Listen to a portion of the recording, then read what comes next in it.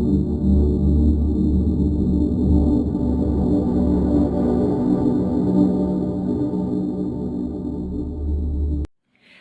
semuanya, gimana nih kabarnya? Masih pada baik kan? Jadi, pada kesempatan kali ini kita akan membahas tentang salah satu periode penting dalam sejarah Indonesia, yaitu adalah masuknya imperialisme Jepang ke Indonesia.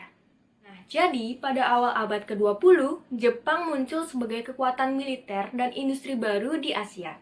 Mereka memiliki ambisi besar untuk memperluas wilayahnya dan membentuk lingkungan kemakmuran bersama Asia Timur Raya, atau yang disebut dengan slogan Hakko Ichiu.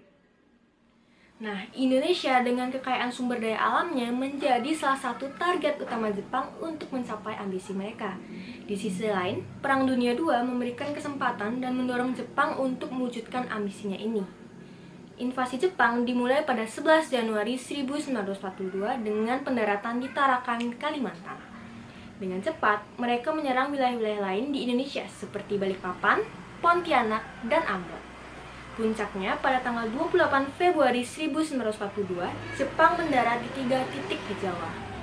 Serangan yang cepat dan efektif ini membuat tentara Hindia Belanda kewalahan, dan pada 8 Maret 1942, Belanda menyerah tanpa syarat kepada Jepang di Kalijati, Subang.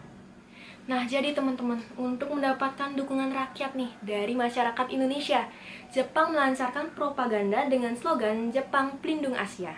Mereka menjanjikan kemerdekaan dan pemerintahan yang adil, serta memanfaatkan sentimen anti-Belanda. Namun, kenyataannya, Jepang membentuk pemerintahan militer yang ketat dengan pengawasan dan sensor yang sangat ketat juga. Di awal pendudukan, ada dampak positif yang didapatkan oleh masyarakat Indonesia, seperti penghapusan sistem pemerintahan kolonial Belanda.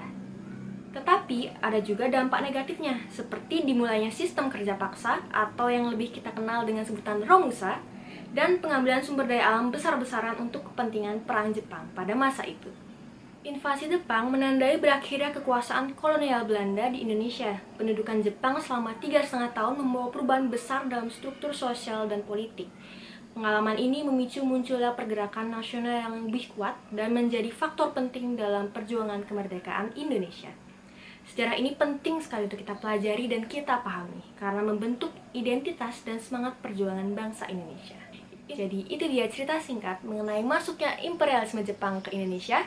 Saya, Igusti Ainadia Aditya Zahrani, absen 8 dari kelas 11B3, pamit undur diri.